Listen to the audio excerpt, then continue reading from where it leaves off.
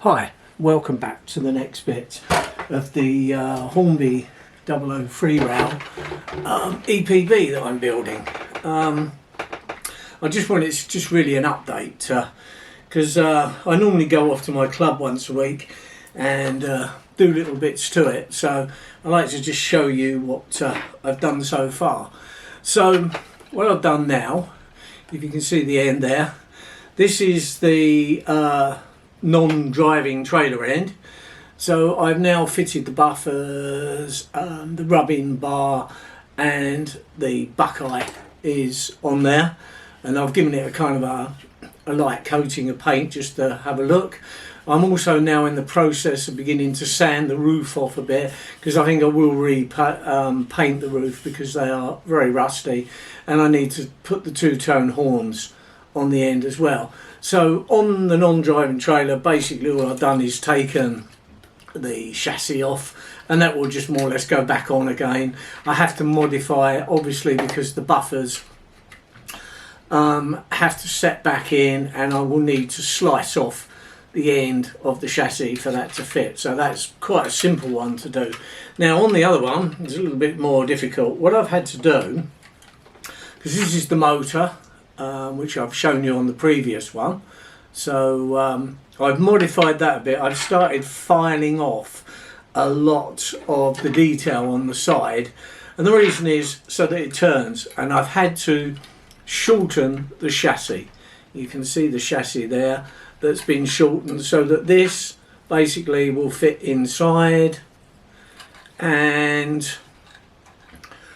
because I've filed a lot of that off, if I set it at the right height, the wheels will turn inside there. There's a few modifications to be done to it yet, but it is a work in progress. It's not there's no plans, no instructions for this. It just is as you go. Now, the basic idea that how I'm going to fix that is, this is the inside of a Class 20 loco, which is a Hornby free rail one. And basically they suspend the front bogie on a bar that goes through like so. Okay, so what will happen with this will be going on, the wires obviously will be going will be wired. I will put a skate probably in the center to pick up on the third rail, because it will run free rail exactly as it should do, and the other half is on the back of there. So what will happen, this will go there behind it. I will set it at the right height. I will glue probably some kind of a block inside, because you need to stabilize this because it does become very wobbly. It will fit back on the bottom of the coach using the tabs. This will be set at the right height to go with that. A block will be there, and then a bar will come out from the block, and the bit sticking up at the front there, on the front of the bogie there, which will then go very similar to this. So this front bogie there goes up and into a bar.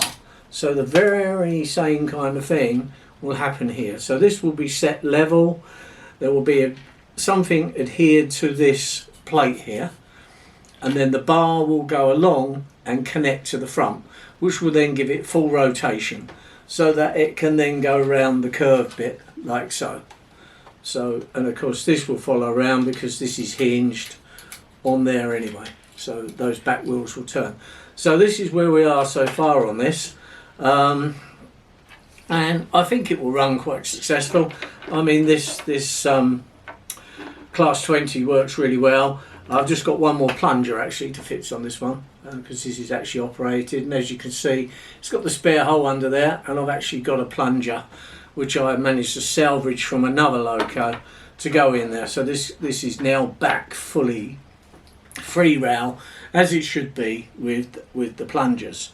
So yeah, so that's where we are. What I've done on the side of the cab, because this is the motor coach end, okay, so you've got the guards brake van, that end as well, and we've actually got the motors, or the motor. Again, I've put the buckeye, buffers and all of that on, and I've cut out now the 2 windows either side. All I did on them, I literally kind of marked out with a pencil roughly where they got to go, and I marked, and I used my trusty Parkside drill, which I can't remember whether it was Lidl's or Aldi, one of them that do this. I think it might be Lidl's actually. It's a beautiful thing. It's rechargeable, so there's no batteries in it as such. It's 12 volt, and you could just cart it around in the toolbox. It's so universal. So I drilled out 4 holes, connected them together, a little bit of chain drilling, and then using my trusty files, just filed it out to get the windows. Obviously they need a little bit of squaring up on the last bit, but I don't really want to paint the sides if I can. I want to get away with them. If they look a bit tatty, I'm not too worried. The whole thing is supposed to have that appearance. I want a tin plate 2-car EPB, and seeing as there's not one actually commercially made, that's what I want. So I'm persevering with it. So far I appear to be winning. I haven't given up yet. So yeah, so that's where we are on that so far. The next thing now is to adhere a block in here and work out the height that's got to go. I will actually put a spirit level on here. I've got a small spirit level so that I can get the whole thing level, trial it.